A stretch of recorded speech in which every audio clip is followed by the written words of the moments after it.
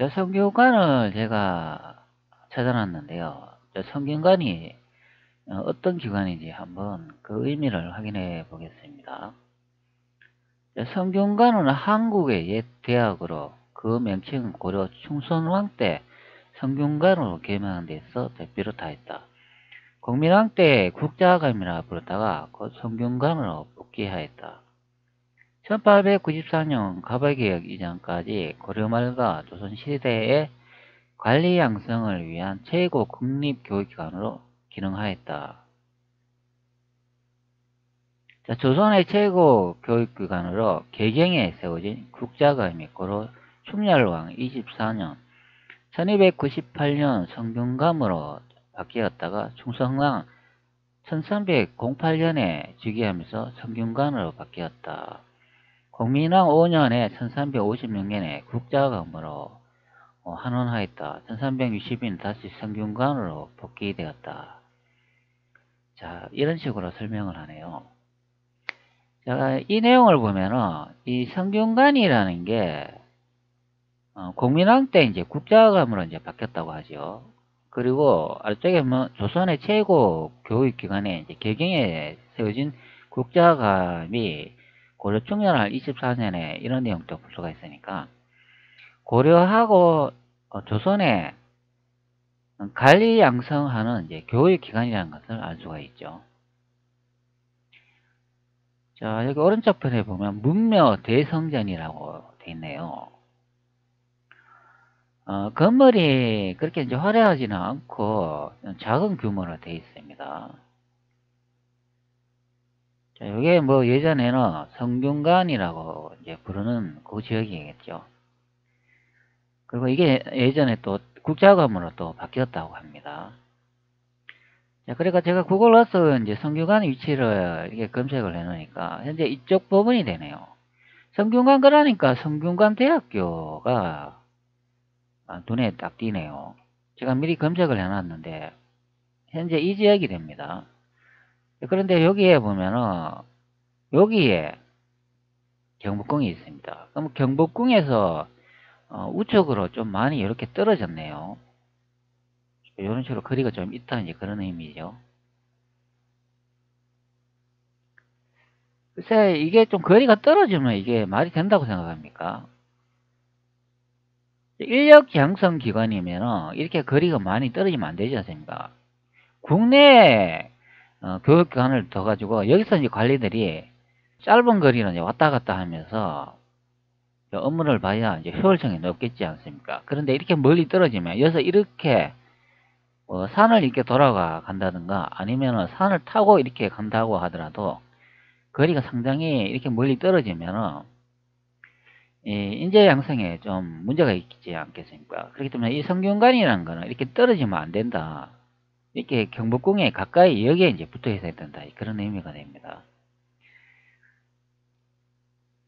자, 이 성균관이 현재 이제 성균관 대학교로 이렇게 이제 바뀌었죠.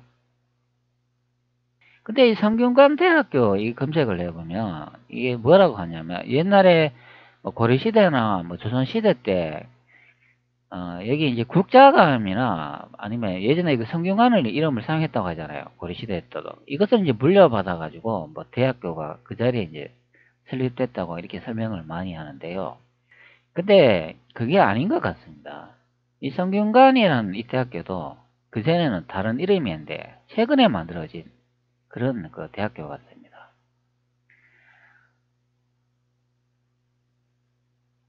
자, 현재 한 그 유튜브 채널을 보고 있는데 요거는 김정은님의 채널이 되겠습니다. 여기 제국대학 명칭 변경이라고 되어 있는데요. 이게 1945년 10월 17일에 작성된 문서입니다. 이게 군정법령 제15호라 되어 있고 1945년 10월쯤 이렇게 되어 있죠. 이게 대학의 이제 명칭이 변경된 그 이름을 볼 수가 있는데요. 제1조 경성 제국대학의 명칭은 자의 차를 서울대학이라는 변경한다. 서울대학이라는 이 이름이 예전에는 경성제국대학이라고 이렇게 설명을 하고 있습니다. 이 경성제국대학은 일본이 이거 만든 그 대학 아닙니까? 그게 이제 서울대로 이제 바뀌었다 이제 그런 의미가 되겠습니다. 경성제국대학이라고 우리 역사안에 있어서 설명하는 내용이 있습니다. 자, 여기 일제가 경성에 설립한 일제 강점기 유일한 종합대학이라고 하잖아요. 자, 일제가 경성에 설립했다고 하잖아요. 그러면 일본이 만든 학교가 된다는 그런 의미가 되겠습니다. 여기 아래쪽에는 뭐 설립한 사람들 뭐 이름도 볼 수가 있는데, 뭐 1922년 11월 이상재, 송진우, 이성훈 등이 중심이 되어 민립대학 기성준비회가 이제 개성되었다. 1923년 3월 전국 각 지방에서 자발적으로 선출된 460여 명의 발기인이 모여 전국교육 행사로 민림대학 발기총회가 개최되었다. 이렇게 민림대학 설립운동이 전 국민으로 운동으로 전개되자 일제는 직간접적으로 이를 탄압하면서 이에 대한 대응으로 1923년 11월 조선제국국 대학 창설위원회를 발족하여 관리대학 설립을 스스로 추진했다. 이로써 경성제국대학이 설립되었다. 자, 요 설명으로 보면 1922년도에 여러 이제 대학들이 이제 만들어졌는데, 이제 그것을 일본이 이제 이용하고 통합하기 위해서 1923년에 경성 제국대학을 설립했다 이제 그렇게 설명을 합니다. 우리나라 이제 역사 그 자료 뭐 역사 강의 이런 거 보면은 서울대에서 이제 매국지라는 걸 많이 볼 수가 있죠. 일본이 이 서울대 이 경성 제국대학 창립했는 거하고 이것하고 이제 무관하지 않을 것 같습니다. 대한민국에서 내놓으라는 뭐 1등 아니면 2등 대학들이 이 일본하고 이제 관련이 있다 이제 그런 의미가 있습니다. 그렇기 때문에 엘리트들이 이제 외국 교육을 배운다 이제 그런 의미가 됩니다. 특히 역사학 쪽으로는 더 그렇겠죠. 그렇기 때문에 아무리 우리의 사료들이나 아니면 중화민국 사료, 그 일본 사료를 가지고 진짜 뭐 역사를 이제 설명한다 하더라도 바뀌지 않는 게 이런 데에 근거하지 않나 싶습니다. 결론 우리 대한민국은 실제 이제 엘리트들은 일제 식민 정치의 그 사관을 갖고 있는 사람들이 이 대한민국을 다스린다 이제 보면 되겠죠. 자, 그것도 바로 현재의 그 대통령하고도 이제 관련이 된다 그런 의미가 됩니다. 국회의원이나 대통령들도 보면 엘리트 출신이잖아요. 그분들이 보통 서울대 많이 나오셨죠. 자, 그렇기 때문에 일제 식민사관하고 이제 무관하지 않다 이제 그런 의미가 되겠습니다. 자, 그렇기 때문에 아직도 역적 행위를 이제 많이 하고 있죠. 자, 제국대학 명칭 변경으로 다시 돌아와 보면 경성제국대학의 명칭은 서울대학으로 이제 변경했다 이런 설명이 나오고, 또 2조에 보면 공자묘경학원이라고 이것은 이제 성균관으로 이제 변경됐다 그런 설명이 됩니다. 자, 그러면 성균관이라고 이 명칭을 사용하기 전에는 공자묘경학원이라는 이것을 사용했다는 그런 의미잖아요. 그러면 성균관은 고려시대나 조선시대부터 계속 있었던 기관이며 이후 그 1945년도에도 이것이 이름이 성균관이어야 되잖아요. 그런데 성균관의 이름이 변경되기 전에 보면 공자묘경학원이라고 되어 있습니다. 그러면 이 성균관은 1945년에 만들어진 그런 이름이다 봐야 된다 이제 그런 의미죠. 그전에는 공자묘경학원이라고 되어 있으니까 요 공자묘경학원이 요게 원래 이름이다 이제 그런 의미죠. 그러면 뭐 성균관 대학교 그 이름도 보면 이 공자묘경학원이라는 이것이 이제 변경돼가 이제 성균관 대학으로 이제 바뀌었을 가능성이 많이 높다 이제 그런 의미가 되겠습니다. 바로 이제 요 성균관의 뜻을 이제 살펴봤는데, 고려시대가 조선시대에 있었다. 고려시대, 조선시대에 있었다면, 뭐, 1945년까지도 성균관이나 아니면 여기 변경되는 것처럼 뭐, 국자감이 이름을 사용해야 된다든지 그런 의미잖아요. 근데, 그것이 아닌 것으로 확인이 됩니다. 그러면 좀 의심을 해봐야 된다. 그런 의미죠. 또, 국자감 그러면 또 유명한 곳 있지 않습니까? 자, 이거 검색하면, 이거 어디입니까? 자, 이게 이제 국자감이 되는데, 자, 베이징 자금성 아닙니까? 베이징 자금성. 제가 이 국자감이 그 베이징 그 자금성이라고 이제 설명을 많이 드렸잖아요. 그러면 이것이 이제 성균관이다. 이제 그것을 알 수가 있잖아요. 자, 이런 많은 이미지를 이제 보여주고 있습니다. 여기 이제 이분이 한 명 있는데, 이분이 아마 그 공자가 아닌가 싶습니다.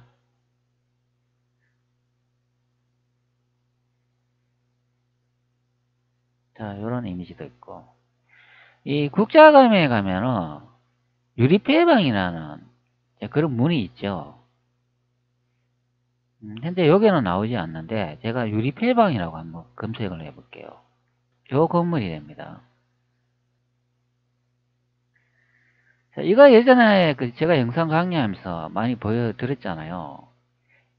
자, 쿠바의 한 사이트에 보면은 그 조선을 설명하면서 이 유리폐방이 조선의 사당이다 이제 그렇게 이제 설명하는 부분이 있습니다. 거기에 보면 이제 북경 자금성을 이제 설명하죠.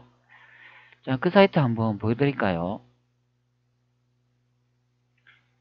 현재 사이트 접속하니까 이 글만 하고 이미지가 다 사라져 버렸습니다. 하나도 없네요. 제가 다른 브라우저로도 접속을 해보니까 현재 이 사이트가 원활하게 돌아가지 않는 것 같습니다.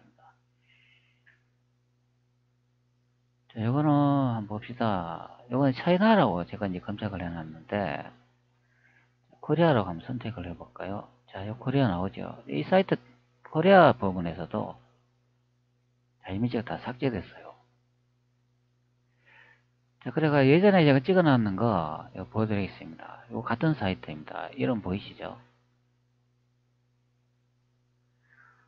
자, 요 이제 영상을 잠시 한번 시청해 볼게요. 예전에 이제 보여주는 사이트가 되는데요. 제가 자주 보여주는 사이트가 됩니다. 이거는 이제 쿠바 사이트가 되는데, 이게 코리아라고 되어 있잖아요. 이것은 이제 한국어로 이제 번역을 해보면, 데라우찌 백작이라고 되는 것을 볼 수가 있습니다. 대한민국 총독이라고 이렇게 딱 돼 있죠. 제가 이 지역이 이제 어딘가 이제 찾아보니까, 이 지역을 설명해 놓은 것은 이 한반도가 되겠습니다.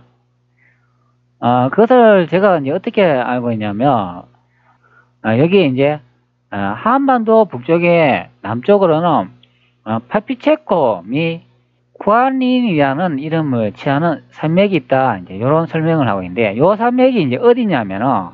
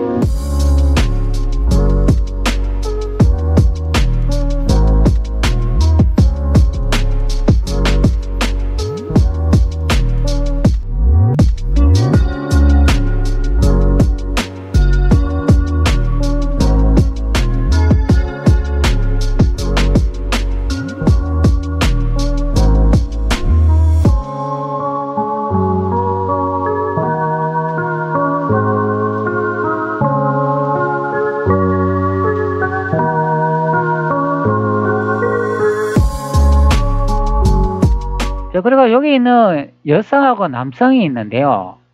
여기 오른쪽에 있는 이분이 우리나라의 최초의 여성 의사가 되겠습니다. 제가 미리 찾아놨는데요. 요번이 됩니다. 자, 여기 이제 뭐라고 나와 있습니까?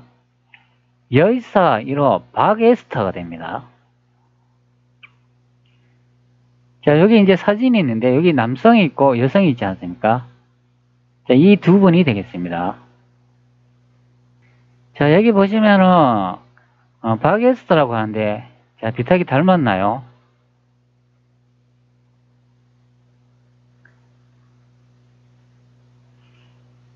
자, 여기 이제 가족이 있는데 요 가족에 이제 사진이 있나 모르겠습니다. 자, 요거는 닮았네요.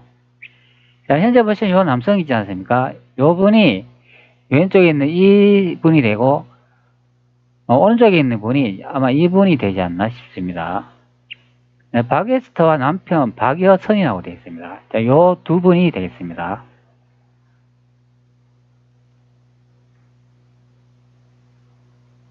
자, 이렇게 생기셨네요.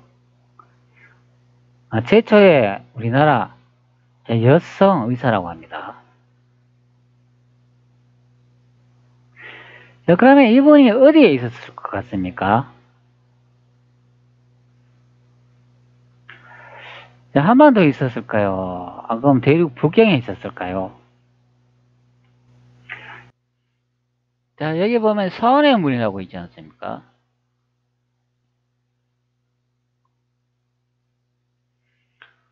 자, 한반도를 설명하는데 대륙 서원의 문을 이렇게 사진을 붙여놨습니다. 이게 이제 유리 폐방이 되죠.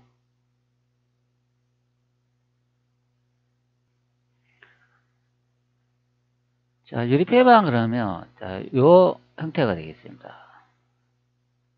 관련자의 명을 거절 못한 조선 사신들 뭐 이런 내용이 나오는데요. 이런 이제 다양한 형태를 이제 볼 수가 있습니다. 문양이 참 이쁘지요, 보면은. 자, 이게 이제 북경 여기 아닙니까? 국자감. 자, 그럼 박에스터가 어디서 교육을 받았겠습니까? 자, 북경 베이징 자금성에서 교육을 받았다 그런 의미입니다. 그것도 국자감에서 요 이미지를 좀 확인할 수 있는 내용이 되겠습니다. 자, 다시 성균관으로 돌아와가지고 자, 공민왕 때 국자감이라 부르다가 그 성균관으로 복귀하겠다. 자, 요 내용으로 확인할 수가 있죠. 자, 그러면 고려의 수도가 어디였겠습니까? 자, 베이징 국자감이 있는 자금성이다. 그런 설명이죠.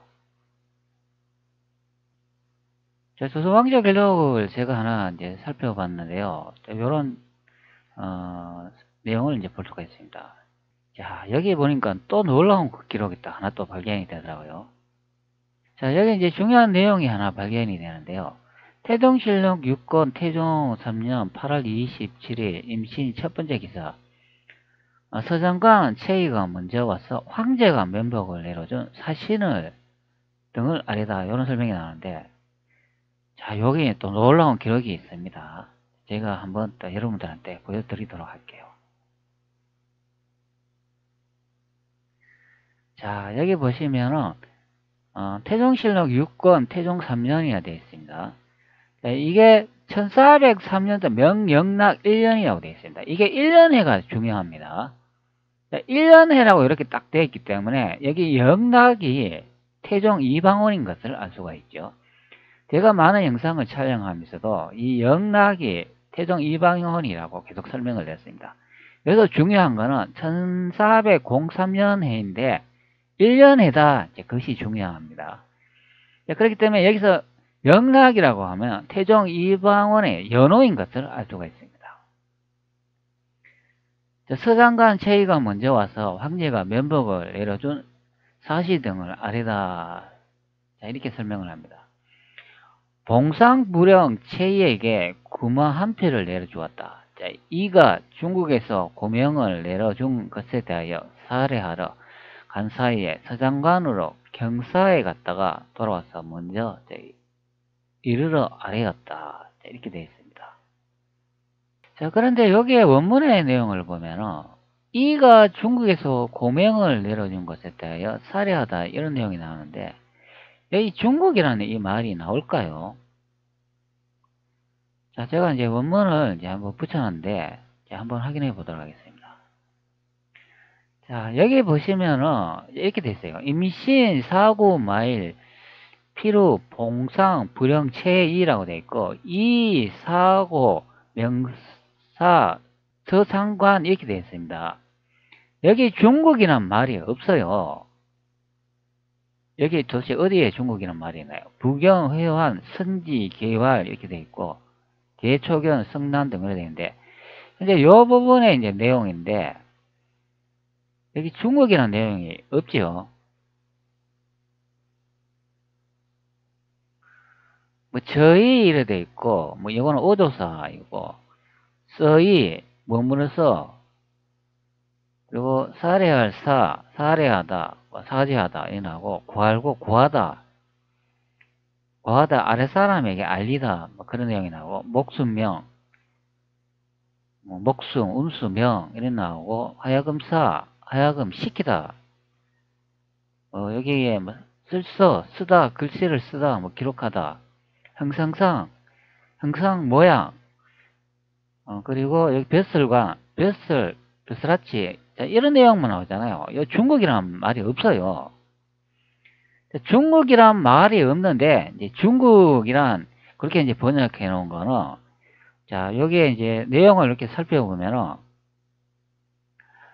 봉상불량체에게 구마 한 표를 내려주었는데, 이가 중국에서 고명을 내려준 것에 대하여 살해하러 간 사신의 서장관으로 경사에 이제 갔다가 돌아왔어. 먼저 이르러 아래다 이렇게 설명을 하는데, 그러니까 중국이라는 그 원문의 내용도 없는 것을 중국이라고 이제 이렇게 집어넣음으로써 조선의 사신이 이 중국에서 뭔가 이제 받아와가지고 하대한다, 이제 그것을 강조하기 위해서 없는 것을 이렇게 집어넣었다, 그런 의미입니다.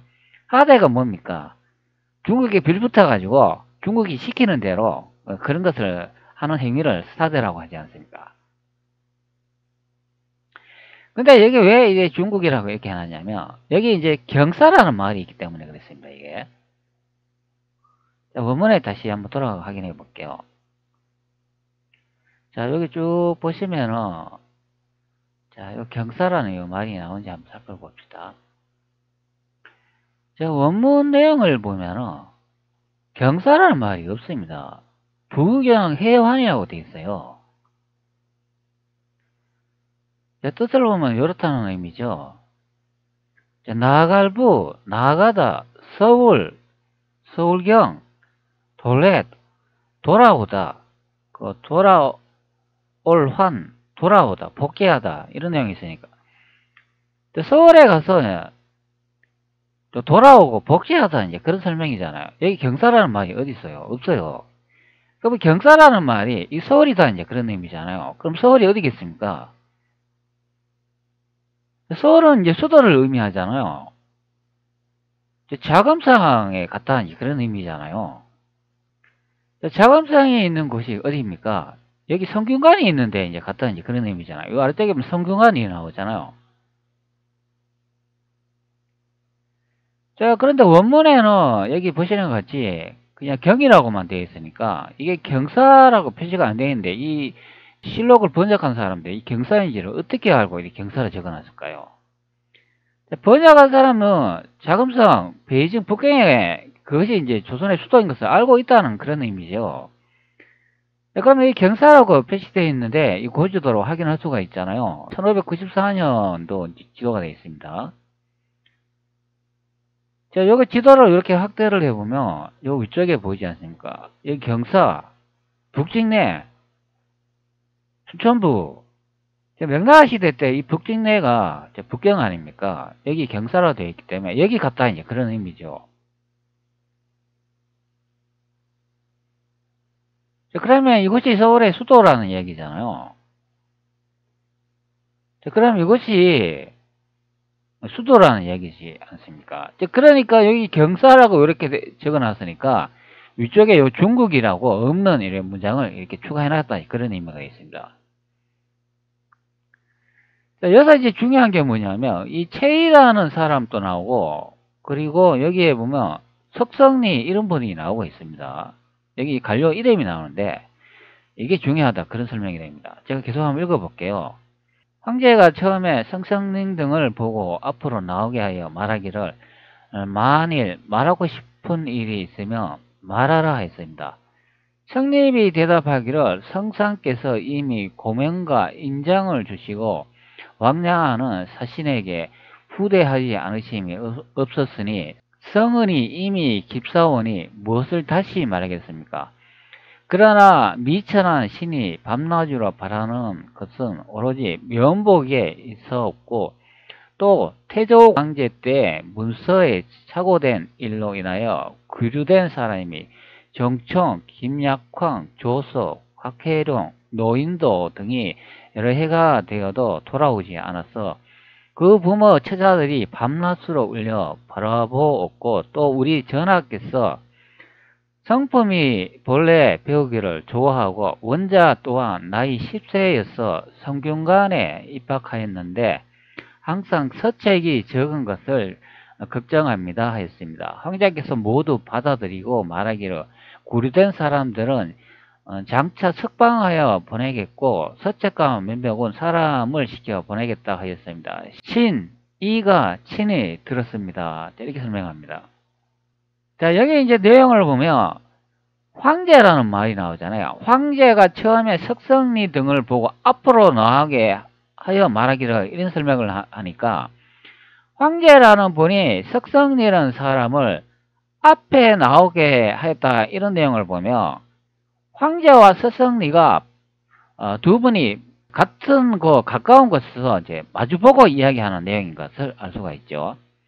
근데 여기 이제 황제라는 말이 나오고 있습니다.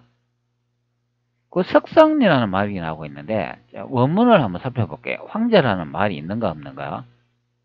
자, 여기에서 이제 황제라는 말이 나오는지 한번 살펴보도록 하겠습니다. 선지계와 제초, 견닌 등 이렇게 되어 있잖아요. 자, 이 뜻을 한번 보도록 하죠. 자, 임금제, 임금 하느님, 오제의 약칭, 처음 초, 처음 시작, 첫 처음, 비로소 처음. 자, 보다, 볼견, 눈으로 보다, 그리고 돌속, 돌로 만들다, 옥빈, 옥의빛, 뭐 가시런하다, 가시런히 이런 내용이 나오는데 자, 여기서는 황제라는 말은 나오지는 않죠. 왜 그러냐 하면 그냥 제라고 하잖아요. 임금제, 임금 하느님 이렇게 됐으니까 뭐 임금이라고 이렇게 이제 번역하는 게 더 맞는데 황제라고 이제 번역을 했다는 그런 의미죠. 그럼 왜 황제라고 번역을 했겠습니까? 자, 앞전에 이렇게 적어놨잖아요. 중국 원문에는 없는 이 중국이란 말을 삽입해 놓고 그리고 원래는 경이었는데 이것을 경사로 이제 번역을 해놨으니까 여기는 고지도로 봤을 때 앞전에 여기 아닙니까? 베이징 자금성을 가리킨다 그런 의미가 되잖아요. 그러니까 임금이라고 그렇게 되어 있으면 이제 황제로 번역을 한다 그런 의미가 되죠. 자, 여기 황제라고 이제 번역을 해놨는데 그러면 석성린이라는 이분이 이제 누군지 또 살펴봐야 되겠죠. 자, 제가 이제 미리 찾아놨습니다. 석성린이라고 하면 고려 후기의 사관, 정당 문학 등을 역임하였으며 이성계의 역성혁명에 참여하여 조선 건국 이후에 한성부 판사, 우의정, 자의정 등을 역임한 분이다. 자, 이번 이거 정말 중요한 내용이에요. 자, 이성계의 역성혁명이라고 하지 않습니까? 조선 건국 이후에 한성부 판사, 우의정, 자의정을 지내신 분이라고 설명을 합니다. 여기 연대도 나와 있지 않습니까? 1338년 충성은 보기 7년에 돼 있고 사망연도가 1423 세종 5년에 돼 있어요. 자, 고려 후기의 사관, 정당, 문학 등을 역임하였으며 이성계의 역성혁명에 참여하여 조선 건국 이후에 한성부, 판사, 우의정, 자의정 등을 역임한 문신, 공신이다. 본가는 창녕, 자는, 자수, 혼우, 독곡, 할아버지는 판도, 총량, 성군미이고 아버지는 부원건, 성여우아니다. 어머니는 밀직 사지 신사 나천보의 딸이다 이렇게 설명을 합니다. 1341년 동정직으로 사원 서승을 받고 1355년에 사마시의 제3등으로 합격하였다. 1357년 공민왕 6년에 가거의 급제 국자학유의 벼슬을 받았다. 여기 국자 나오잖아요. 이 국자학유가 성균관의 이제 내용을 보면 자 여기에 국자감이라고 이렇게 나오잖아요. 이게 바로 국자학이다 이제 그런 설명이 됩니다. 자, 나라국의 아들 자자 이거 나오잖아요. 똑같지 않습니까? 자, 국자학유라고 되어 있으니까 그것을 알 수 있다 이제 그런 의미지요. 성성린이라는 이분이 조선 건국의 주된 그 인물인 것을 알 수가 있죠. 그리고 자의정, 우의정까지 지냈고 여기서 이제 황제라고 하면은 이분이 누구겠습니까? 태종이라는 거지요. 여기 위쪽에 이 책은 태종실록의 내용이잖아요. 자, 그러니까 경사라고 되어 있으니까 그 자금성을 설명을 하고 이것이 이제 중국이다. 자, 위쪽에 이제 번역 내용으로 알 수가 있잖아요. 그러면 실제는 왕이라고 되어 있지만 여기 이제 황제로 번역을 해놨기 때문에 태종 이방원이 황제이고 이것이 영락제인 것을 알 수가 있잖아요. 그리고 황제가 어디 있었습니까? 베이징 자금성에 있었다고 설명을 하잖아요. 이 내용에도 이 석성린이라는 이분을 알 수가 있죠. 그리고 황제하고 석성린이 자금성에서 대화하는 내용이잖아요. 제가 다시 한번 읽어드릴게요. 황제가 처음에 성성린 등을 보고 앞으로 나오게 하여 말하기를 만일 말하고 싶은 일이 있으면 말하라 하였습니다. 바로 앞에서 태종 이방원 황제께서 성성린을 이제 불러들이는 경우잖아요. 보고 앞으로 나오게 하였다. 자, 그래가 말하고 싶은 거 말해봐라. 이렇게 말하잖아요. 그 성린이 대답하기를 성상께서 이미 고명과 인장을 주시고 왕래하는 사신에게 후대하지 않으심이 없으니 성은이 이미 깊사오니 무엇을 다시 말하겠습니까? 그러나 미천한 신이 밤낮으로 바라는 것은 오로지 면복에 입사했고 또 태조 황제 때의 문서에 착오된 일로 인하여 규류된 사람이 정청, 김약항, 조소, 각해롱, 노인도 등이 여러 해가 되어도 돌아오지 않았어. 그 부모 처자식들이 밤낮으로 울며 바라보았고 또 우리 전하께서 성품이 본래 배우기를 좋아하고 원자 또한 나이 10세여서 성균관에 이제 입학하였는데 이런 내용이 나오잖아요. 자, 여기에 보면 또 석신이 여기 이제 사람을 좀 풀어달라. 그 가족들이 기다리고 있다. 이제 그렇게 이제 태종 이방원 황제한테 이제 그렇게 말하는 내용이잖아요. 그 사람들이 정청, 김약항, 조서, 각해룡, 노인도 이런 분이 됩니다. 그러면 이 정청이 이분은 또 누군지 한번 확인해 보도록 하죠.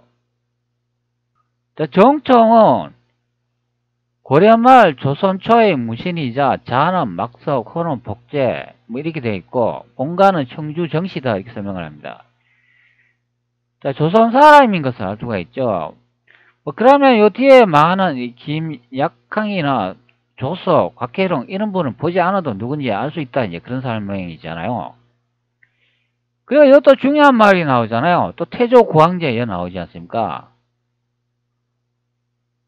자, 여기에 주석 내용이 보면 명태조, 태조 고황제라고 되지 않습니까? 이 태조 고황제가 그럼 누구겠습니까?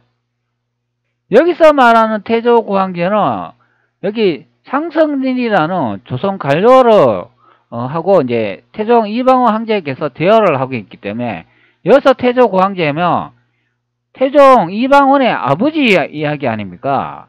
자, 그런데 이 연대가 1403년도로 설명을 하니까 이분이 이성계라는 의미죠.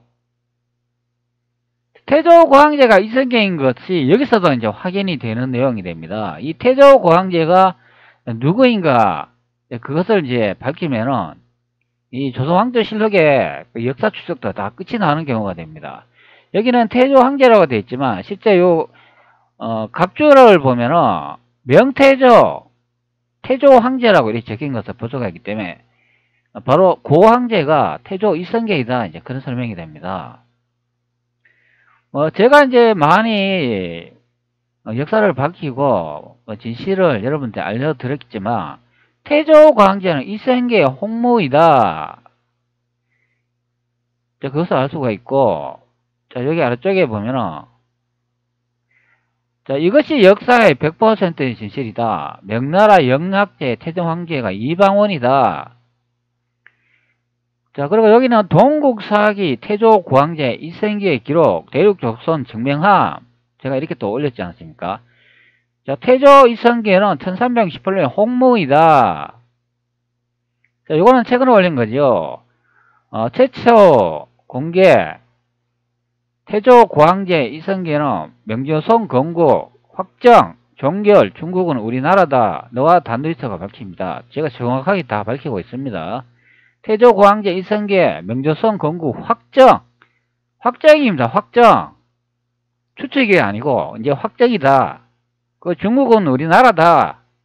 다 제가 이렇게 밝히는 내용이 됩니다. 자, 여기 딱 나오지 않습니까? 태조 구황제. 저 원문에도 태조 황제라고 딱 나오지 않습니까? 황제라고 되어 있잖아요. 황제. 아니 그런데 무슨 조선을 건국한 태조 이성계가 무추전 인물이라고 이야기합니까? 여기에 보면은 강은이라는 이름 또 명청의 이제 시호인데 이 휘도 이제 뭐 받았다 이야기하고 청나라하고 명나라에서 뭐 받았는 시호다.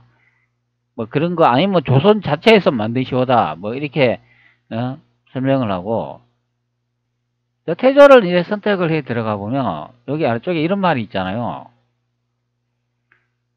묘는 태조이며 시호는 강은 지인 계운 성문 신무대왕이다. 이후 존호를 더해 대한제국 때 명나라에서 내린 시호 강은을 삭제하고 고황제로 추존. 여기 고황제로 추존이라고 되어 있잖아요. 이게 아니다 이제 그런 설명이죠. 뭐 정식 시호는 뭐 태조 지인 계운 응천 조통 광훈 영명 성문 신무 정의 광덕 고황제라고 되어 있는데 제의 기간은 6년 2개월이며 태후 태상왕이 되었다. 경기도 구리시 도그릉 내에는 건능왕에 안장됐다. 이거 다 거짓말이라는 거죠. 이 건능왕 이거 태조 묘 아니에요. 이거. 중국 대륙에 가면 명나라 주원장이 죽었다는 그 묘가 하나 있어요. 그게 태조 이성계 묘입니다. 이거 건능왕 가짜입니다. 그래 여기에 보면은 고황제라는 이 명칭이 추존했다 이제 그런 설명을 하는데 추정이라는 게 이게 뭐냐 하면 추정이란 관료의 사후에 풍겼던 직급을 높이는 일 또는 관직 없이 죽은 사람에게 사후 관직을 내리는 일을 말한다. 주로 동아시아 유교 문화권에서 행해진 간습이다 이렇게 되어 있습니다. 사후에 풍겼던 직급을 높이는 일이다. 이게 이제 고황제가 아닌데 뭐 직급을 이제 더 이제 높였다. 그것이 여기에 있는 것처럼 대한제국 고정에 의해 가지고 이제 그렇게 높였다 이제 그런 설명인데 그게 아니다 그런 설명입니다. 실록에 여기 나와 있잖아요. 태조 황제라고 나왔으니까 이 연대가 언제입니까? 이 1403년이라고 설명을 하는데 이때는 고정 시대가 아니잖아요. 고정 시대보다도 뭐 300년 전의 일인데 여기 분명히 황제라고 나오지 않습니까? 자, 여기 원문을 한번 보도록 하죠. 자, 여기는 이제 어떻게 되는지 한번 찾아보도록 하죠. 여기 우태 조황제시라고 되어 있잖아요. 이 황제라고 정확히 나와 있네요. 자, 또다시 용서하다. 오른손 오른쪽 우. 태조. 자, 태조 이성계 의미하죠. 태조 임금황. 황제 천자. 정확히 나와 있잖아요. 천재의 만물의 주제자, 천자, 임금제, 임금, 하느님, 황제, 정확하게 나와 있습니다. 자, 그럼 태조 황제라고 이렇게 딱 이게 밝혀졌기 때문에, 그러면 여기에 이제 황제라고 이렇게 번역한 게 이제 이게 이해가 간다는 이제 그런 의미죠. 원문에는 왕으로 돼 있어도 황제의 아들이지 않습니까? 태종 이방원이. 그렇기 때문에 이 황제라고 이제 번역해도 된다 이제 그런 의미죠. 그러면 이 번역한 사람들은 다 알고 있다는 이야기 아닙니까? 우리 역사를. 이 내용이 어디를 설명하는 내용입니까? 자금성, 베이징에 있는 자금성을 설명을 하잖아요.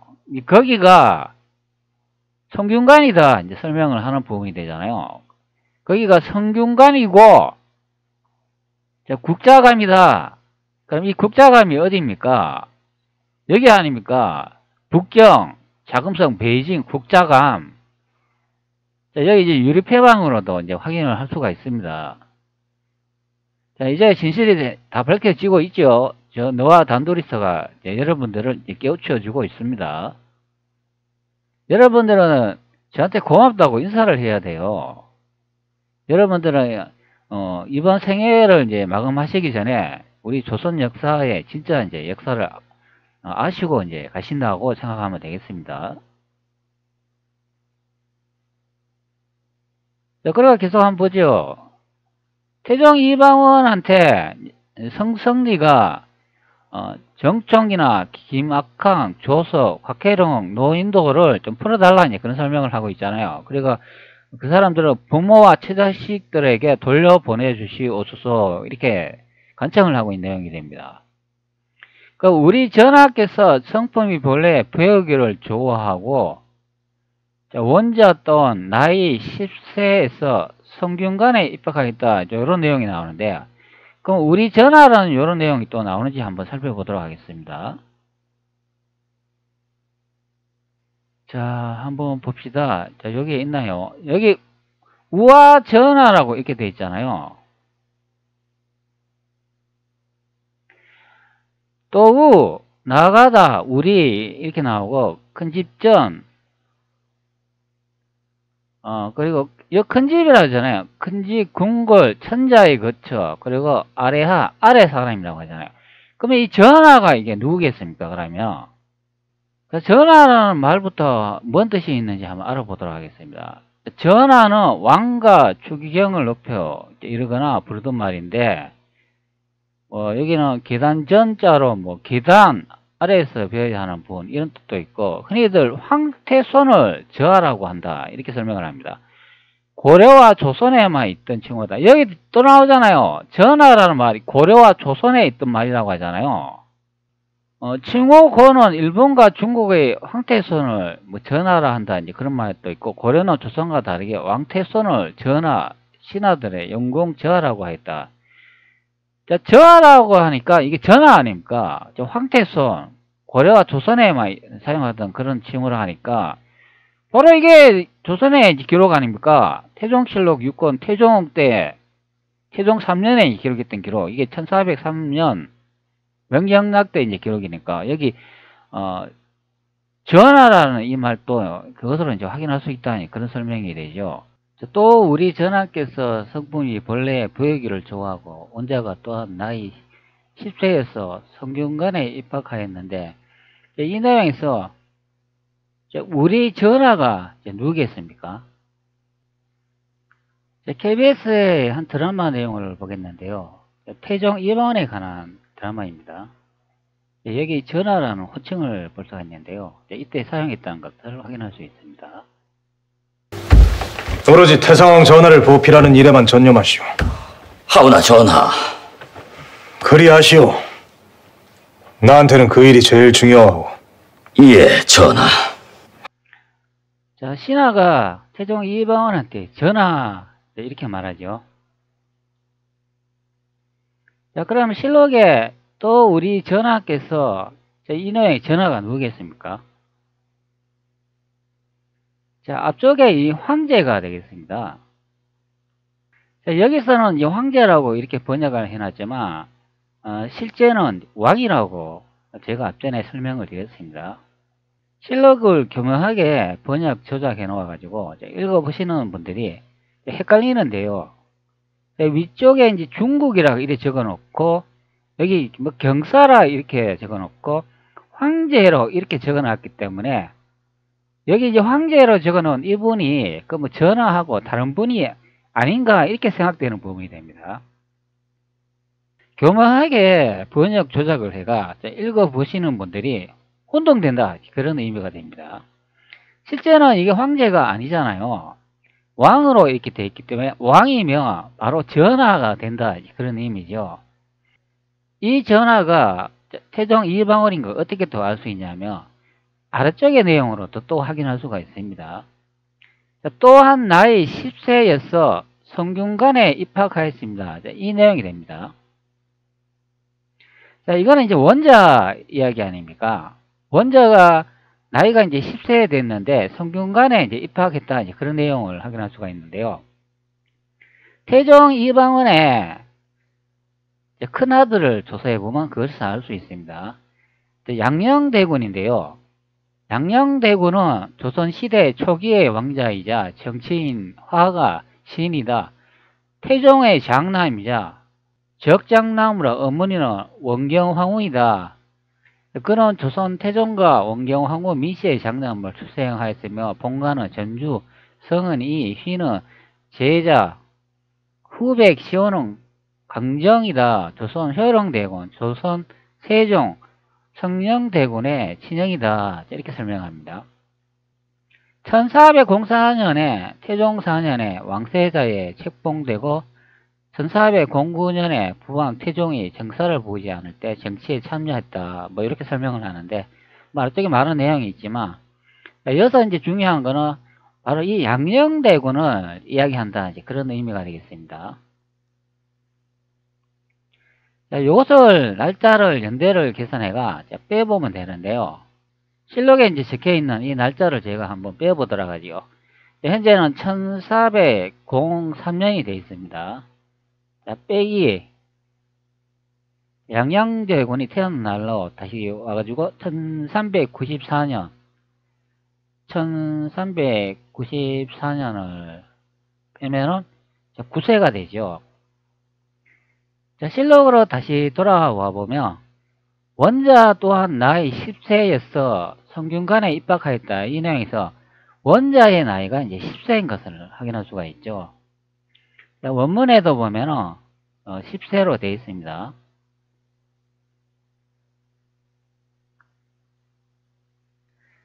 자, 계산했을 때는 9세가 되고 여기 적힌 거는 이제 10세가 되니까 우리나라 나이 계산할 때 만으로 계산하면 차이 나잖아요.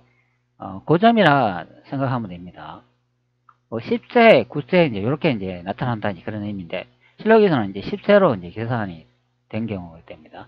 자, 그렇기 때문에 근사치 값인 것을 알 수가 있기 때문에 이방원의 이제 첫째 아들 양녕대군이다 그런 설명이 됩니다. 자, 이게 이제 종합적으로 이제 뭔 이야기냐면은 여기 위쪽에 보면 이 서장관이라고 있습니다. 서장관을 검색을 해보면 조선시대 중국으로 가는 외교 사절단이라고 되어 있고 뭐 지휘부 3, 4시인 가운데 한 관직이다 뭐 이렇게 되어 있습니다.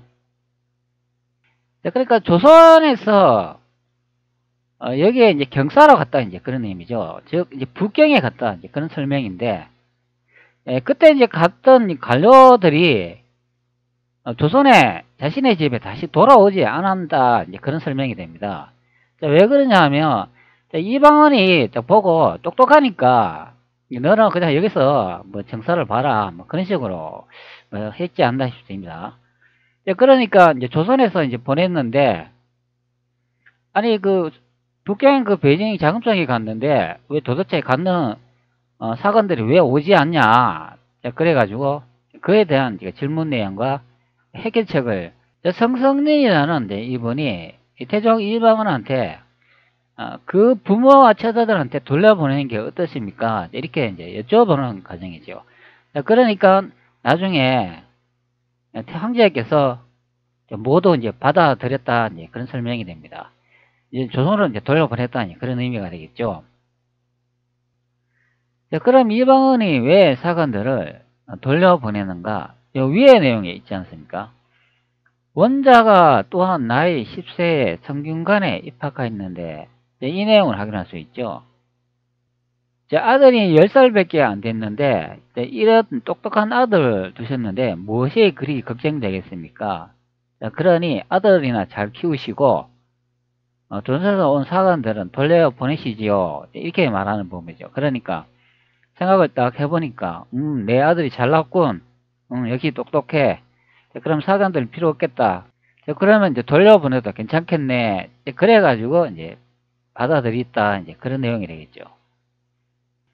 조선 측에서 사실은 어디 북경에 가가지고 그 문물과 문화를 접하니까 거기서 뭐 출제해야 되겠다 뭐 그런 생각을 할 수도 있잖아요. 그러니까 집으로 오지 않고 거기 남아 있었다 그런 이야기죠. 그러니까 태종 이방원이 그 사관들을 이영애가 뭐 정사를 계속 돌봤겠죠. 그러니까 집에서 이제 부모와 처식들은 아니 도대체 갔는데 몇 달이 돼도 도대체 안 오고 도대체 이게 뭔 일이야 이래가지고 걱정하는 내용입니다. 성성리란 이분이 그 성균관에서 이제 책임을 맡으신 분이라고 앞전에도 설명을 드렸잖아요. 뭐 좌의정, 우의정까지 이제 지냈었다고.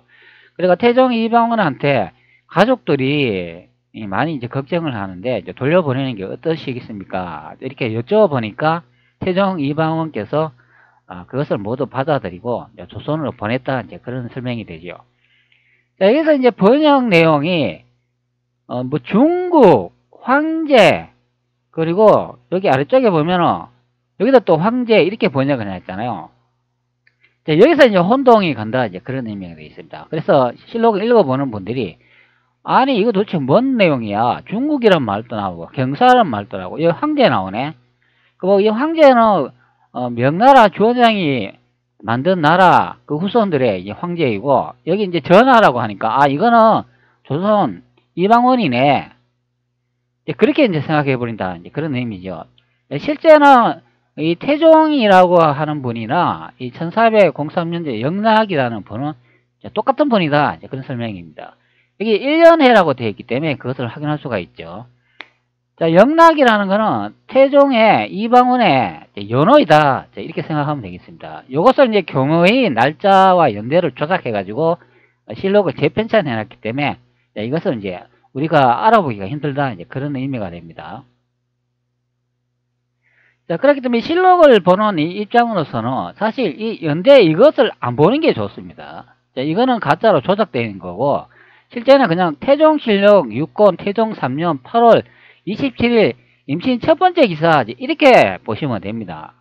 이 연대를 이렇게 적어놨기 때문에 약간 이제 혼동되기도 하고 뭐 참고되기도 하는데요.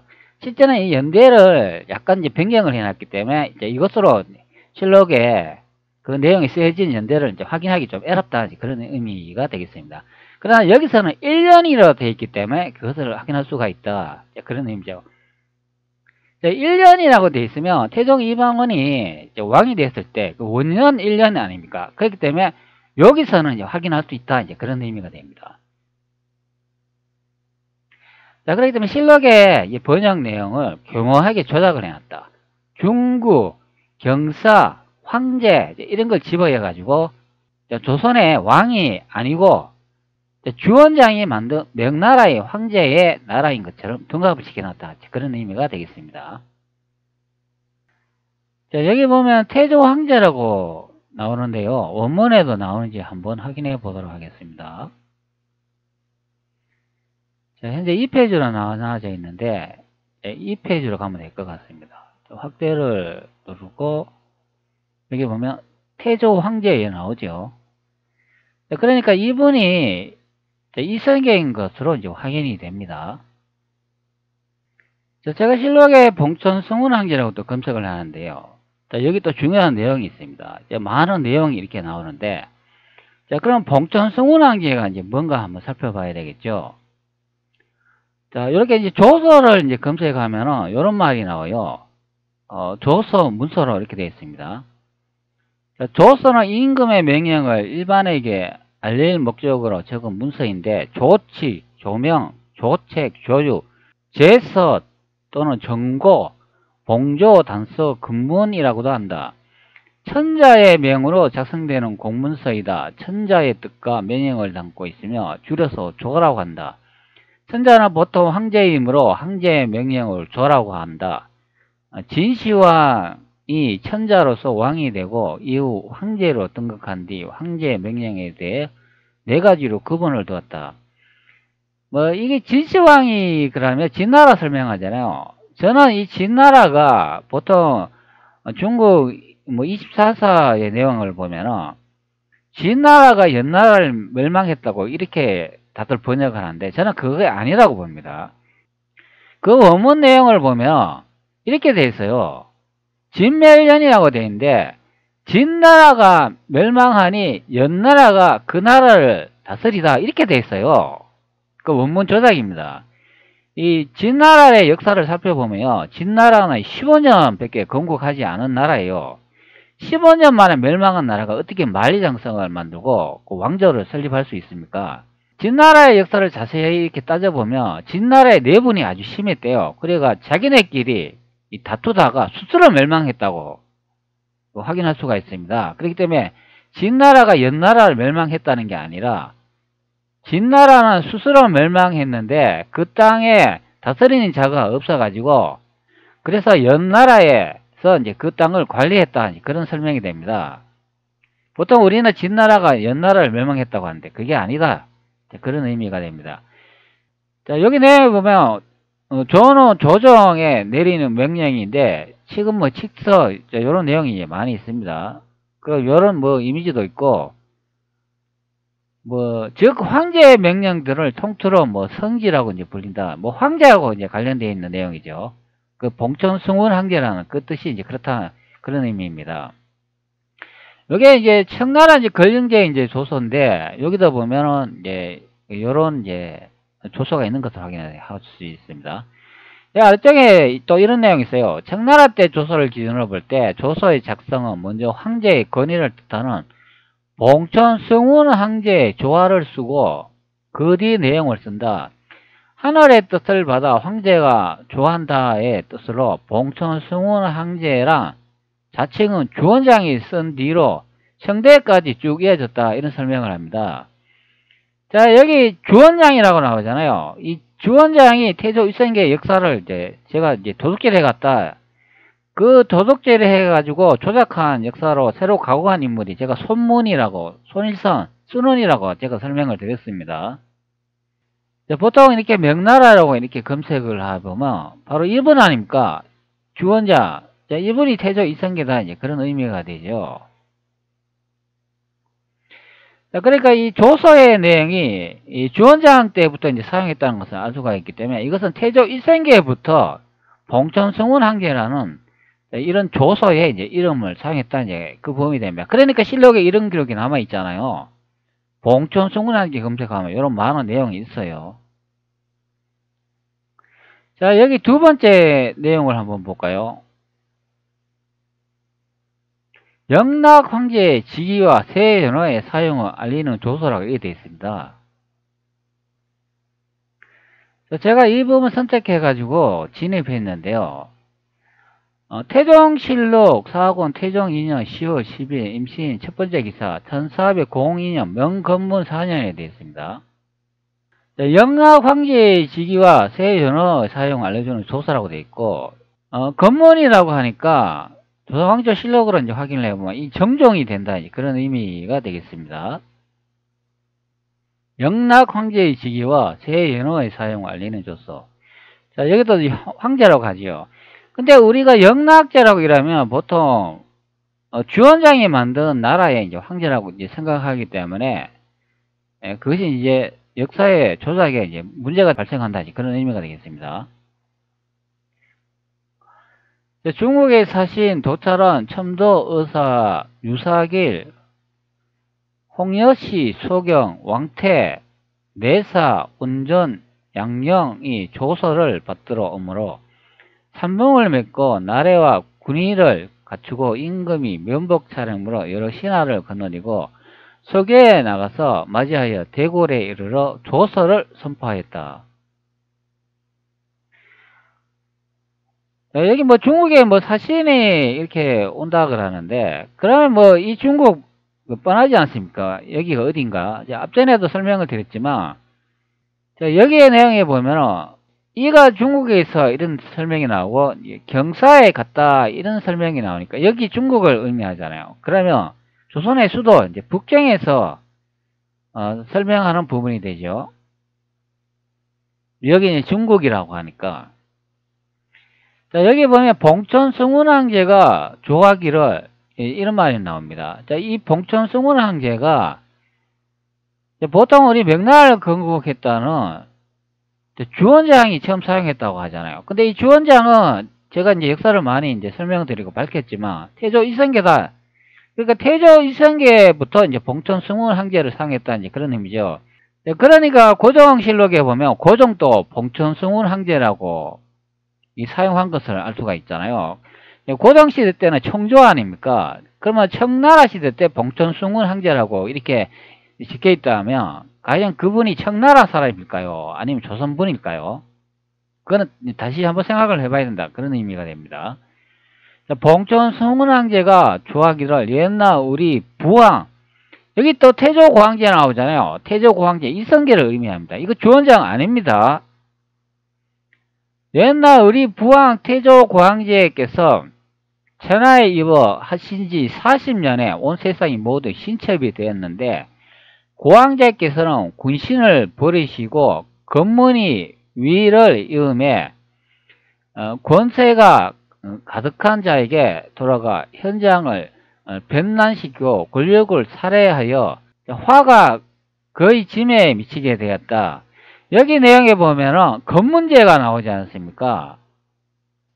여기 이제 검문이 나오는데 이분이 누구겠습니까? 조선을 이렇게 따져보면은 이 정정이 된다 이제 그런 의미죠. 뭐 명나라로 이렇게 따져보면은 이게 명나라 2대 황제 여기 검문이 되는데 주윤문이라 되는데 이 주윤문은 아니다 이제 그런 의미가 됩니다. 이 검문제가 이제 정종의 이제 연호이다 그렇게 설명을 할 수가 있겠습니다. 다시 조선으로 와보면 이 정정이 조선 제2대라고 되어 있기 때문에 이분인 것을 알 수가 있죠. 자, 이분을 이제 선택해 들어가 보면 성은 이어, 초명은 방가, 휘는 경이다, 본가는 전주, 자는 강원이다 이렇게 설명하니까 이방가다 이제 그런 의미가 되겠습니다. 자, 이방가가 권세가 이제 가득한 자에게 돌아가 헌장을 변란시키고 권력을 살해하여 화가 거의 짐에게 이제 미치게 되었다. 자, 이방가가 이제 나쁜 짓을 해가지고 여기 태종한테 이제 화가 이제 미치게 됐다. 이제 그것을 설명하는 내용이 되죠. 그래가지고 제2차의 왕자의 난이 대륙 난징에서 이제 발생했는데 그때 태종 이방원이 이 검문제를 이제 죽이지 않습니까? 즉 이방가를 이제 죽이는 그것이 제2차의 왕자의 난 대륙 난징에서 발생하는 경우가 되잖아요. 그것을 설명하는 내용이 됩니다. 그리고 아래쪽에 계속 제가 한번 또 읽어볼게요. 이에 조언을 이어받아 부득이 군사를 일으켜 대학을 없앴다. 천지, 조정의 신령과 장사의 힘을 입어서 싸우면 이기고 치면 이겼다.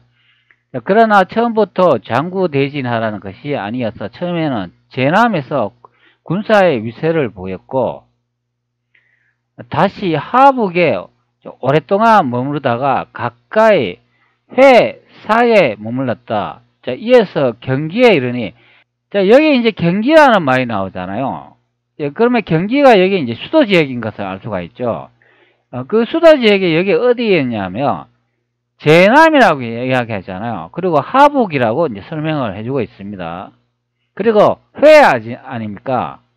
회는 횟수고, 뭐 사는, 요거는 이제 정확히 어딘지 저도 잘 모르겠습니다. 하여튼간 그 양자강이나 이제 횟수 이제 부분을 설명하는 내용이 되죠. 이 제남이라고 이렇게 검색을 해보면 여기가 어디인가요? 자, 여기 제남이라고 이렇게 검색을 하니까 진안시가 이렇게 설명을 합니다. 진안은 중화인민공화국 산둥성의 성도로 부석급시다 이렇게 되어 있습니다. 자, 여기를 이제 설명하는 부분이 됩니다. 진안시 이 부분하고 그 다음에 하북 아닙니까? 보통 하북 하면 여러분들 어디인지 다들 잘 아시잖아요. 하북을 제가 검색하니까 요 베이징이 나오지 않습니까? 자, 그러면 진안시 여기하고 하북 요 베이징 여기를 이제 설명하는 부분이 되잖아요. 그리고 이제 회도 이제 가까이 나오니까 이게 이제 횟수가 아닌가 싶습니다. 횟수 그러면 요 아래쪽 이 부분이 되잖아요. 자, 하남, 진안, 횟수. 자, 요 부분은 이제 설명하는 부분이 되잖아요. 여기.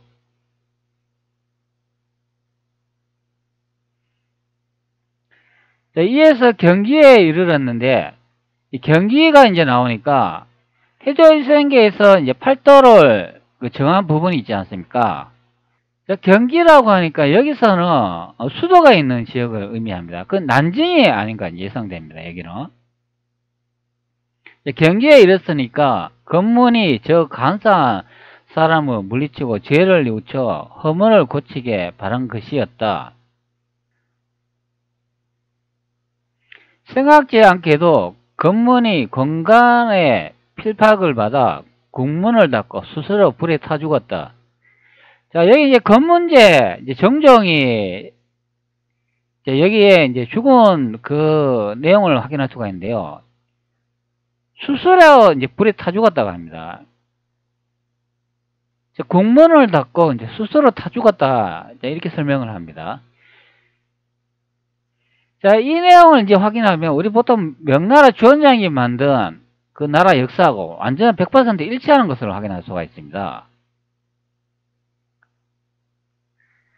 제왕, 대심, 백감, 만성이 짐에서 고황제, 정적이라고 하여 합사하여 권해서 대통을 잇게 하였는데 짐이 종모사직이 중요하여 이미 홍무 35년 6월 17일에 황제 위에 올라 천하의 대사를 내리고 명년 영락을 원년이라 고쳐서 아름답게 만방과 더불어 함께 지극히 다스름에 이르렀다. 생각하는데 너희 조선은 고황제 때 항상 직공을 다했기 때문에 사신을 보내어 조례하니 마땅히 이를 알지어다. 이렇게 설명을 합니다. 여기 이제 생각한데 너희 조선은 고황제에게 직공을 다하였다. 이제 이런 설명이 나오는데요. 여기 이제 조선이 고황제 때 직공이 다하였다는 이 조선에서 어떤 분이 이제 왕을 하셨는가 이제 그것을 알 수 있는 내용이 여기 실록에서도 확인을 할 수가 있습니다. 다시 뒤로 와가지고, 자, 이번에는 이 3번을 이렇게 한번 보도록 하죠. 자, 여기다 보면 또 이런 내용이 나와요. 이 기록은 태종 7월 5원 태종 3년 4월 8일 1403년 명령상 1년의 내용입니다. 이것도 1년이죠.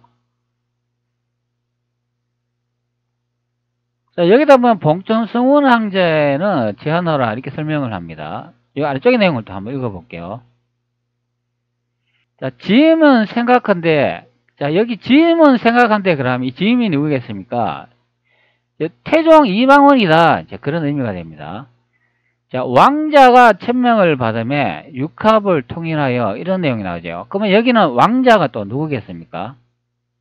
자, 지임은 생각한데, 왕자가 천명을 받으며 육합을 통일하여 한 집이 되고, 천도는 평등하게 사랑하여 만방을 일체로 본다. 그러므로 땅에 멀고 가까움이 없이 사람들이 모두 사모하고 복종한다. 자, 우리 황고, 자, 여기 우리 황고 나오죠. 또 황제, 태조 고황제, 이성계를 의미합니다. 이 주원장 아닙니다.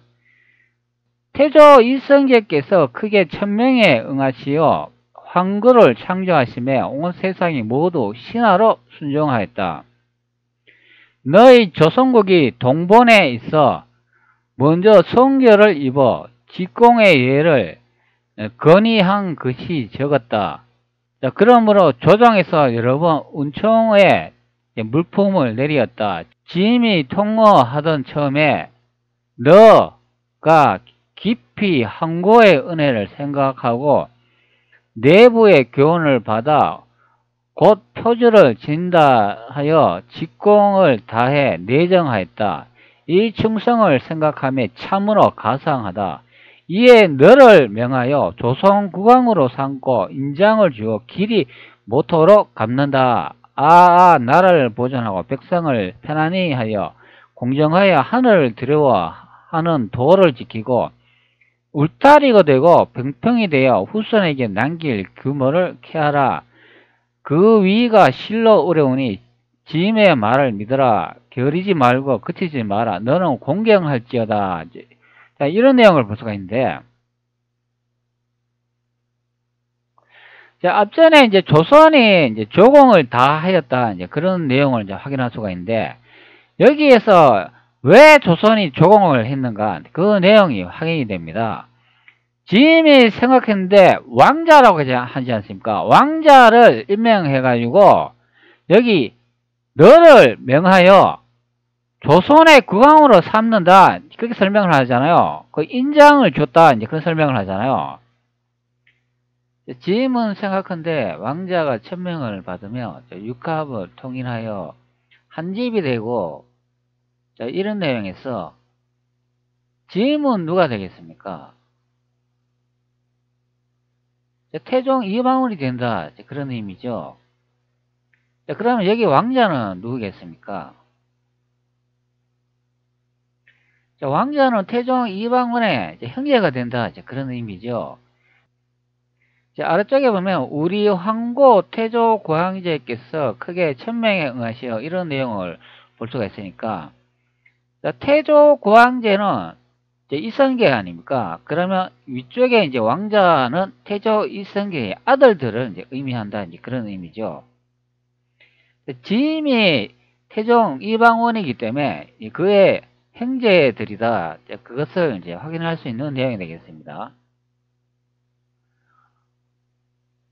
뭐 이방원의 이게 형제를 이제 검색을 해보면 뭐 정정, 의안대고, 뭐 해안대고, 이간대고, 뭐 진안대고 이렇게 나옵니다. 뭐 나머지 이게 많은 이렇게 대금들도 나오는데 공주도 나오고, 여기는 그 이미지를 볼 수가 없죠. 뭐 현재 여기 보이는 이 이미지도 뭐 근래 뭐 드라마나 뭐 예전에 이제 남아있는 거 이제 그런 것 중에 이제 하나가 되는데, 여기에 이제 제일 높은 형제 중에 이제 한 명이 된다. 이제 그런 의미죠. 뭐 의안되고, 해안되고, 이간되고, 진안되고, 뭐 이 중에 이제 한 명이 될 가능성이 있다. 이제 그런 의미인데, 그런데 여기에 이제 이름이 안 나오는 것이 조금 아쉽다. 이제 그런 의미가 되겠습니다. 얘는 이름으로 나오는 게 아니라 너라고 나옵니다. 너 휘가 깊이 황고의 은혜를 이렇게 나오기 때문에 누군지 알 수 없다. 그런 의미가 됩니다. 제가 원문 내용을 이제 붙여놨는데요. 여기가 됩니다. 이휘 10년 황고 지은이라고 되어 있어요. 너희, 너 그대, 이 이렇게 되어 있고, 끓이킬 휘, 끓이다, 싫어하다, 피하다. 너희 이렇게 되어 있으니까 이게 누군지 모른다. 그런 의미가 되어 있습니다. 자, 아래쪽에는 이제 황고 지 은혜, 그러니까 뭐 황제의 뭐 은혜 이렇게 설명을 하죠. 자, 그리고 여기 보면은 또 이런 내용이 있는데요. 황고의 은혜를 생각하고 내부의 교훈을 이어받아 이렇게 설명을 합니다. 이 내부를 어떻게 설명을 하냐면, 너의 앞이 이렇게 이제 각주를 달아놨는데요. 자, 여기서 이제 문제, 오해의 이제 소지가 있다. 이제 그런 의미가 되겠습니다. 너의 앞이라고 이렇게 해버리니까 이분이 태조 이성계로 착각되는 현상이 되겠습니다. 즉 위쪽에는 태조 고황제는 명나라를 건국한 홍건정난을 이렇게 주원장으로 해석이 돼버리고, 내부에 교훈을 이어받아 이거는 너의 아비로 해석이 되기 때문에 이분이 태조 이성계로 해석이 돼버린다. 그러니까 두 개의 나라가 있는 것처럼 이렇게 번역된다. 이제 그런 의미가 되겠습니다. 실제는 여기 이렇게 되어 있죠. 짐이 통하던 처음에 너가 깊이 황고의 은혜를 생각하고, 여기 이제 황고의 은혜라고 하니까 위쪽에 태조 고황제를 의미하는 거고, 그리고 내부에 교훈을 이어받아. 이게 너의 압이 아닙니까? 너의 압이니까 이것도 태조 고황제의 교훈을 이어받는다. 그런 설명이 되죠. 자, 그래서 이 너라고 이렇게 설명을 하니까 너가 누군지는 모른다. 이름이 지금 나오지 않아가지고 뭐 예상할 수 없다. 이제 그런 의미인데. 자, 그래도 위쪽에 짐은 생각한데 왕자라는 말이 나오기 때문에 짐이 누구냐 하면은 태종 이방원이 되기 때문에 이방원의 형제 중에 이제 한 명이다. 그분이 여기 아래 내용에 있는 것처럼 이제 너를 명하여 조선국 국왕으로 삼고 인장을 지어 길이 모토로 이제 갚는다. 이제 이렇게 이제 지시를 이제 내린 경우가 되겠죠. 형제 중에 이제 한 명을 조선의 국왕으로 이제 삼는다. 그런 설명이 되죠. 그리고 그 형제 중에 한 사람이 조선의 국왕이 되니까 나라를 보존하고 백성을 편안히 하여 공경의 하늘을 두려워하는 도를 지키고 울타리가 되고 병풍이 되어 후손에게 남길 규모를 쾌하라. 이렇게 태종 이방원이 그 왕자 형제 중에 이제 한 명을 조선의 이제 국왕으로 이제 임명하는 내용이 되겠습니다.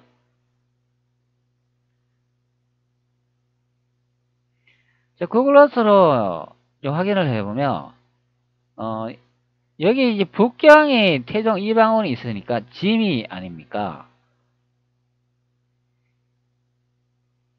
그리고 왕자라고 하니까, 이방원의 형제 중에, 너를 이제 임명을 해가, 여기 이제 조선의 국왕으로 이제 임명을 한다. 이제 그런 의미죠.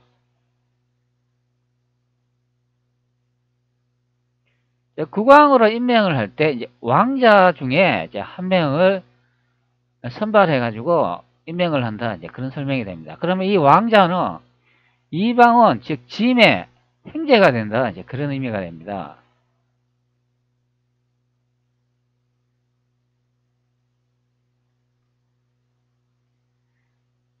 그래서 나중에 이 조선에서 대륙 이 중앙정부에 그 조공을 하지 않습니까? 자, 이렇게 이제 설명하는 이 부분이라고 생각하시면 되겠습니다. 자, 예전에 영상 제가 제작해가지고 이와 비슷한 이야기를 많이 드렸죠. 자, 여기에 이제 보면은 명이란 이생계의 이름 단휘이다. 강은이라는 시호는 명나라에서 내려주었는가. 아버지와 아들 그리고 제후 관계 이렇게 설명을 드렸습니다. 자, 앞전에는 제가 이제 형제 이제 관계라고 설명을 드렸는데, 요거는 이제 아버지와 아들 관계가 아니었을까 이제 그런 생각도 예전에 이제 해봤죠. 그 비슷한 설명이 되겠습니다.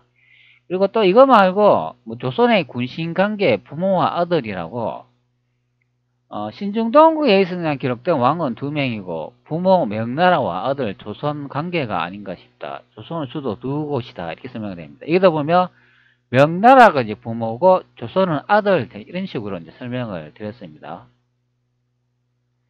자, 그렇기 때문에 실록에 현재 이 부분은 1403년이라고 이렇게 설명을 하고 있기 때문에 이때는 이방원의 아들은 한 10살 정도에서 뭐 9살로 요 사이로 이제 인식이 되기 때문에 이때는 자식으로 해봤자 그 어린 나이가 되지 않습니까? 그렇기 때문에 여기서 이제 왕자라고 하면은 형제밖에 없다 이제 그런 의미가 되겠습니다. 즉 형제를 이제 조선의 국왕으로 임명을 해가지고 그것을 나라를 이제 보존하고 백성을 편안히 하여 잘 다스리게 하고 조공까지 하라. 그런 설명이 되죠. 그 내용을 이렇게 이제 기록해 놓은 게 이제 실록에서 이제 발견이 됩니다.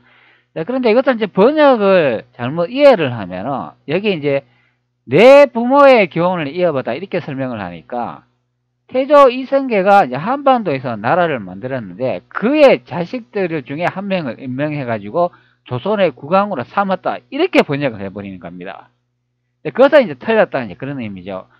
태조 광제가 이성계로 이제 밝혀졌기 때문에 여기에 맞춰가 해석을 하면 된다. 이제 그런 의미가 됩니다. 그랬기 때문에 짐은 세각한데 이라면은 이건 태종 이방원이고 왕자라고 하면은 그의 형제들이다. 왜 그러냐 하면 태조 구황제가 이성계인 것으로 확인되기 때문에 여기서 같은 왕자라고 해봐야 형제밖에 더 있겠냐, 그런 설명이 되죠. 그러면 아래쪽에 보면은 너가 깊이 항고의 은혜를 생각하고 이러면은 이 항고가 누굽니까? 바로 태조 광제 이성계의 은혜를 이제 생각해가지고 여기 이제 아래쪽에 보면은 조선의 국왕이 되어라, 이제 그런 소리를 하는 거잖아요. 그렇기 때문에 여기 내 부모의 교훈 이런 말도 나오기 때문에 여기 태조 구황제인 것을 알 수가 있죠. 자, 그것을 해석을 잘못하면 이상하게 이제 오해한다, 이제 그런 의미가 되겠습니다. 자, 여기 이제 번역을 좀 희한하게 해놨습니다. 아주 개같이 해놨어요. 그러니까 이해하기 상당히 어렵게 해놨습니다.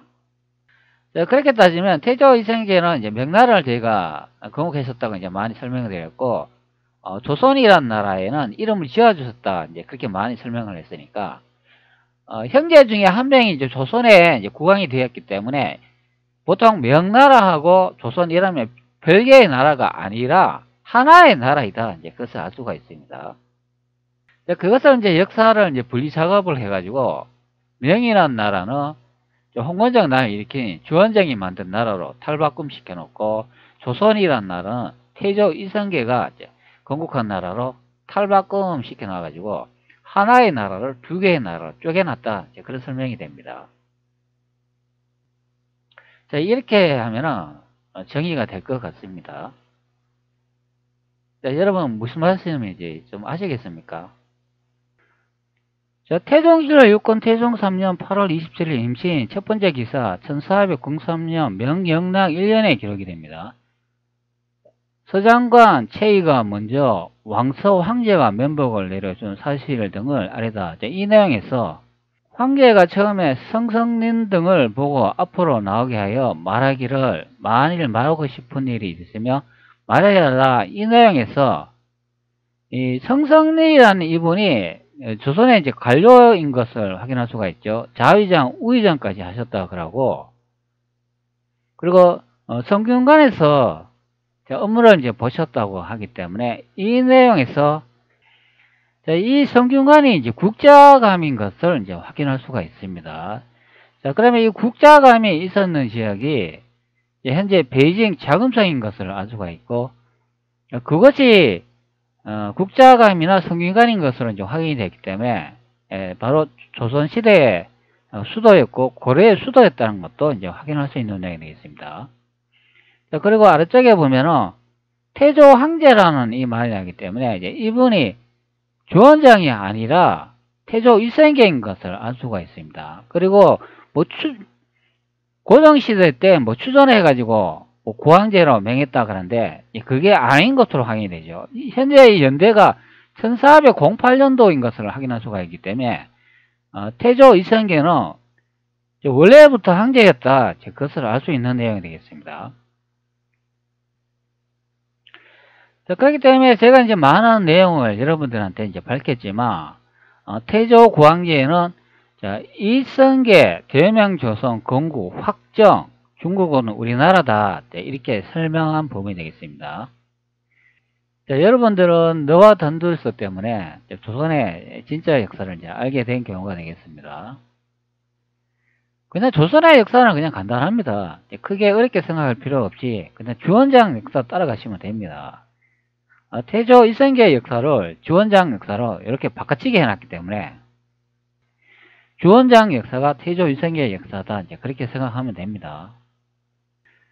자, 인터넷에 이제 많이 검색을 하면 이런 이제 국자감이 나오는데요. 이게 바로 이제 고려시대 때도 국자감이었고 조선시대에도 이제 국자감이었다.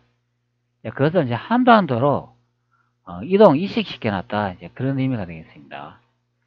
자, 그렇기 때문에 여러분들은 너와 단둘이서한테 고맙다고 인사하셔야 됩니다.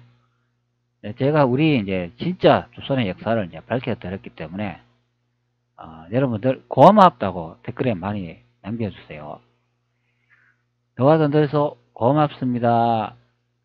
진짜 조선의 역사를 이제 깨우쳐 주셔가지고 고맙습니다. 너와 단둘이서 고맙습니다. 이렇게 댓글 많이 달아주세요.